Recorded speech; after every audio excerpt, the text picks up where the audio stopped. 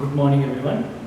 Today topic is accountancy లోపల ఉన్నటువంటి introduction topic గురించి we will discuss as yesterday వరకు కామర్స్ లో ఉన్నటువంటి టోటల్ టాపిక్స్ మనకి ఏవైతే సిలబస్ లో ఉన్న వాటిని కవర్ చేసుకోవడం జరిగింది.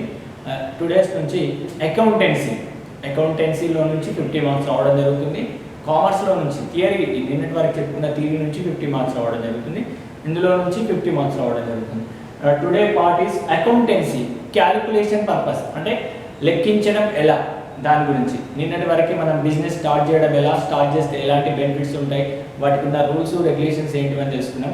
ఇప్పుడు మనకి బిజినెస్ లోపల ప్రాఫిట్ ఎట్లా క్యాలిక్యులేట్ చేస్తాం, లేదంటే ఫైనాన్షియల్ పొజిషన్ అసెట్ను లయబిలిటీని ఎట్లా క్యాలిక్యులేట్ చేస్తాం అనేది ఈ మనకు ఉన్నటువంటి అకౌంటింగ్స్లో ఉన్నటువంటి టాపిక్స్లలో ఉంటుంది.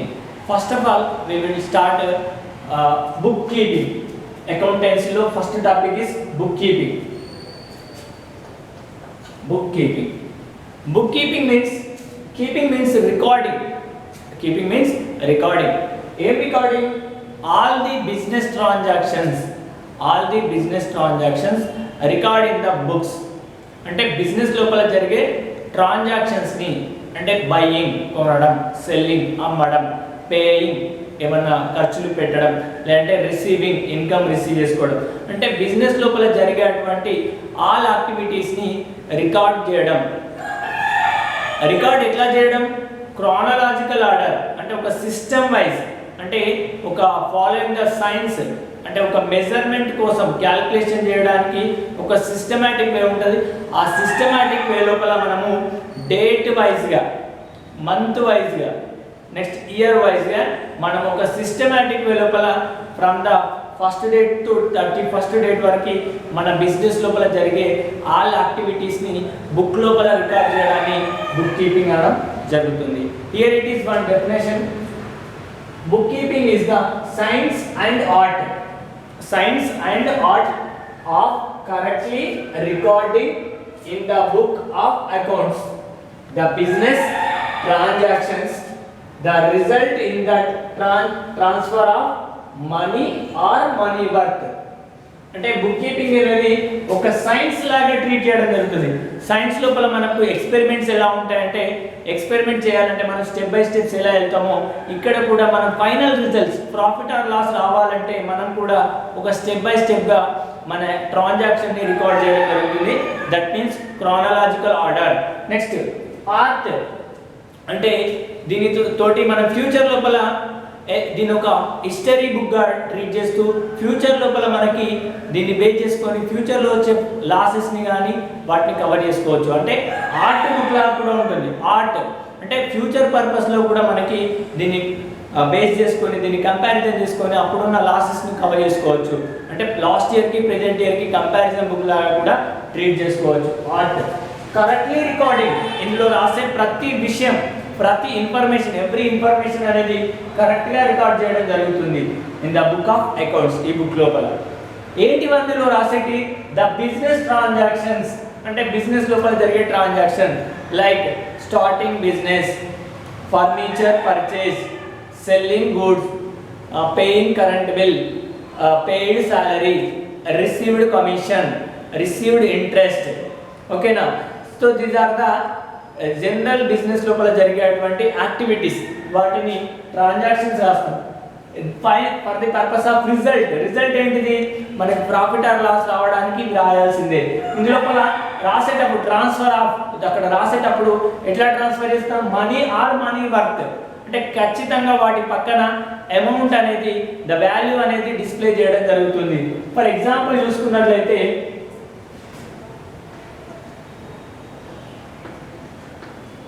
సేల్స్ రూపీస్ 75,000, డేట్ వచ్చేసి 1/1/2000. ఓకేనా? క్రానలాజికల్ ఆర్డర్, అంటే డేట్ వైజ్గా రాసుకుంటున్నాం. నెక్స్ట్ బుక్ లోపల సిస్టమాటిక్గా రాసుకున్నాం. ఏంటిది ఇక్కడ? సేల్స్ అనేది ఎంత అమౌంట్? 75,000 రూపీస్. 75,000 రూపీస్ అనేది మనీ. ఇక్కడ మనీ వర్త్ ఏంటిది? అవుట్ సైడ్ వెళ్ళిపోయింది, గూడ్స్ అనేది బయటకు వెళ్ళిపోయింది. దానికి సంబంధించినటువంటి ఇన్ఫర్మేషన్ ని బుక్ లో రాసుకోవడం. అంటే క్రానలాజికల్ ఆర్డర్ లోపల బిజినెస్ లోపల జరిగే ఎవ్రీ ఈవెంట్ ని ట్రాన్సాక్షన్ ని బుక్ లో రికార్డ్ చేసుకునే సిస్టమ్ ఏమంటాం బుక్ కీపింగ్. అంటే బిజినెస్ లో జరిగే మనీ వాల్యూ ఉన్నటువంటి ప్రతి ఇన్ఫర్మేషన్ ని బుక్ లో రికార్డ్ చేయడాన్ని ఏమంటాం బుక్ కీపింగ్. అది ఎట్లా రికార్డ్ చేస్తాం క్రానలాజికల్ ఆర్డర్ డేట్ వైజ్ గా, అంటే స్టెప్ బై స్టెప్ వెళ్ళిపోతాం, అంటే జిగ్జాగ్ కాకుండా డేట్ వైజ్ గా రాసుకోవడం జరుగుతుంది. That means book keeping. Book keeping means very very important. Book keeping లోపల కరెక్ట్ మీనింగే రాయాలి, ఓకేనా? అనవసరమైనటువంటి ఇన్ఫర్మేషన్ కానీ అనవసరమైనటువంటి చెత్తాచెదారాన్ని రాయకుండా ఓన్లీ రిలేటెడ్ టు బిజినెస్ విషయాలకు మాత్రమే రాయాల్సి ఉంటుంది. That means book keeping. అంటే బిజినెస్ లోపల జరిగే మనీ ఆర్ మనీ వర్త్ కి సంబంధించిన ట్రాన్సాక్షన్ ని రికార్డ్ చేసే సిస్టమ్ ఏమంటాం book keeping. Okay, book keeping తర్వాత బుక్ కీపింగ్ ను బేస్ చేసుకొని మనం ఫైనల్ అకౌంట్ కోసం మనం ప్రయత్నం చేస్తూ ఉంటాం. సో ఆ ఫైనల్ అకౌంట్ ఎట్లా చేస్తాం, వాట్ ఈస్ అకౌంటింగ్ అనేది next question.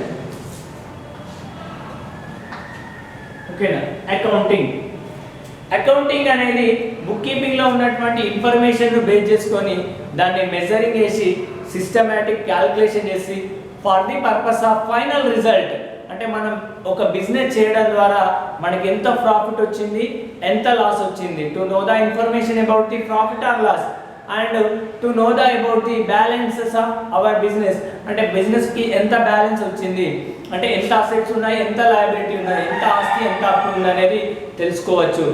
Based on correctly recording of book keeping లో ఉన్నటువంటి ఇన్ఫర్మేషన్ బేస్ చేసుకొని వాటిని మెజర్మెంట్ చేసుకుంటూ ఐడెంటిఫై చేస్తూ సమ్మరైజ్ చేస్తూ దాని ఫైనల్ రిజల్ట్స్ దాన్ని స్టెప్ బై స్టెప్ మెజరింగ్ చేసుకుంటూ వెళ్తే మనకి ఫైనల్ గా మనకి ఏమొస్తుంది ప్రాఫిట్ ఆర్ లాస్ లేదంటే బ్యాలెన్స్ షీట్ అనే రెండు మనకి ఇన్ఫర్మేషన్ టేబుల్స్ రావడం జరుగుతుంది. ఆ ఇన్ఫర్మేషన్ ఉన్నటువంటి ఆ టేబుల్స్ లోపల మనకి ప్రాఫిట్ ఎంత వచ్చింది, లాస్ ఎంత వచ్చిందో తెలుసుకోవచ్చు. Then secondary information about the company యొక్క పొజిషన్, ప్రాఫిట్ లో లాస్ లో ఉందా, అసెట్ లో ఉందా, లయబిలిటీ ఉందా, ఆస్తి ఉందా, అప్పు ఉందా తెలుసుకోవచ్చు. సో దాని గురించి ఉన్నటువంటి నెక్స్ట్ చూస్తే దాని అకౌంటింగ్ యొక్క టోటల్ డెఫినేషన్ ఏంటిదంటే accounting is the process of, ఒక ప్రాసెస్ అంటే స్టెప్ బై స్టెప్ జరుగుతుంది. ఆ స్టెప్ లోపల ఫస్ట్ ఏంటిది identifying, then next recording, then next classifying, next summarising, next reporting, next analysing, next final information. అంటే it is a process of identifying, recording, classifying, summarising, reporting, analysing, interpretation or final information for the users. అంటే మనం ఇన్ని steps చేస్తూ ఉంటే మనకి final result వస్తుంది. ఆ final result అంటే టోటల్ ఈ సైకిల్ని మనం ఏమనొచ్చు అకౌంటింగ్ అనొచ్చు. It is a process of starting place identifying. What is identifying అంటే మన బిజినెస్ లోపల ఒక ట్రాన్సాక్షన్ జరిగింది అనే ఒక ఎవిడెన్స్ చూపించడాన్ని ఐడెంటిఫైయింగ్ అంటారు. ఫర్ ఎగ్జాంపుల్ మనం పర్చేజ్ చేసుకొచ్చినాం ఒక గూడ్స్ని, మన బిజినెస్ కోసం పర్చేజ్ చేసినప్పుడు మన గూడ్స్కి మన కంపెనీకి గూడ్స్ రావడం జరుగుతుంది. ఆ గూడ్స్తో పాటు ఒక రిసిప్ట్ రావడం జరుగుతుంది. అదే ఓచర్ అంటారు. ఆ ఓచర్ ఒక ఐడెంటిఫికేషన్. అంటే ఆ ఓచర్ను చూస్తూ మనం ఎంత పర్చేజ్ చేసినామో మనం బుక్ లోపల రికార్డ్ చేసుకుంటాం. ఇంకోటి క్యాష్ పెయిడ్ టు బ్యాంక్ అంటాం. బ్యాంక్లో డిపాజిట్ చేసినాం. బ్యాంక్లో డిపాజిట్ చేస్తే మనకు రిసిప్ట్ వస్తుంది. ఆ రిసిప్ట్ పైన చూసి మనం డిపాజిట్ అని డేట్ వేస్తూ డిపాజిట్ అని రాసుకోవడం జరుగుతుంది. అంటే ఒక ఎవిడెన్స్ చూస్తూ వేరియస్ సోర్స్ నుంచి ఆ ఎవిడెన్స్ చూస్తూ మనం బుక్ లోపల రాసుకోవడాన్ని ఐడెంటిఫైయింగ్ అంటారు. అంటే ఆ ఎవిడెన్స్ ఏమంటాం ఐడెంటిఫైయింగ్. ఓకేనా, ఆ ఎవిడెన్స్ ఏమంటాం ఐడెంటిఫైయింగ్.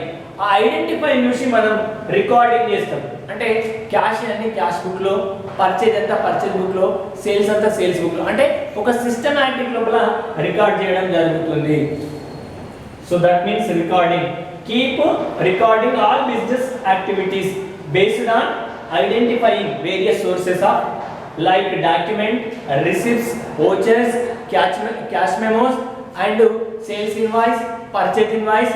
ఆ ఇన్వాయిస్ పేపర్ చూస్తూ మనం ఐడెంటిఫై చేసినటువంటి ఇన్ఫర్మేషన్ ని బుక్ లోపల రికార్డ్ చేస్తాం. సో ఇలా బుక్ లోపల రికార్డ్ చేయడాన్ని మనం బుక్ కీపింగ్ అని. సో బుక్ కీపింగ్ తర్వాత ఉన్నటువంటి నెక్స్ట్ స్టెప్ ఏంటిది? క్లాసిఫైయింగ్. నెక్స్ట్ ఏంటి? క్లాసిఫైయింగ్. క్లాసిఫైయింగ్ లోపల మనం based on accounting principles, debit credit rules based లోపల మనం వాటిని డివైడ్ చేయడం జరుగుతుంది. లెడ్జర్ గా personal account, real account, nominal account గా మనం డివైడ్ చేస్తాం. బేస్డ్ ఆన్ ప్రిన్సిపల్స్ లోపల జర్నల్ ఎంట్రీగా, లెడ్జర్ గా డివైడ్ చేస్తాం. సో అలా డివైడ్ చేసే సిస్టమ్ ఏమంటారు? క్లాసిఫైయింగ్. ఓకే, థర్డ్ స్టెప్ ఏంటి? క్లాసిఫైయింగ్. క్లాసిఫైయింగ్ తర్వాత నెక్స్ట్ సమ్మరైజింగ్. సమ్మరైజింగ్ లోపల మనం టోటల్ లెడ్జర్ లోపల ఫర్ ఎగ్జాంపుల్ పర్చేజ్ కి సంబంధించి అంటే టోటల్ పర్చేజెస్ ఎంత, టోటల్ సేల్స్ ఎంత, టోటల్ ఎక్స్పెండిచర్ ఎంత, టోటల్ ఇన్కమ్ ఎంత, అంటే డిఫరెంట్ లోపల మనకి సోర్స్ లోపల ఎంత వచ్చింది అనేది ఇండివిజువల్ గా మనం ఆ బ్యాలెన్స్ ని ఇన్ఫర్మేషన్ తెలుసుకోవడం జరుగుతుంది. That means summarising. అంటే డివైడ్ చేయడానికి క్లాసిఫైయింగ్ అంటాం.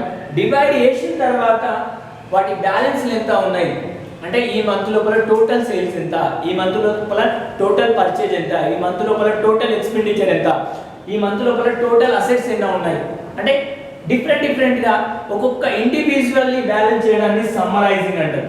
సో సమ్మరైజింగ్ తర్వాత నెక్స్ట్ రిపోర్టింగ్.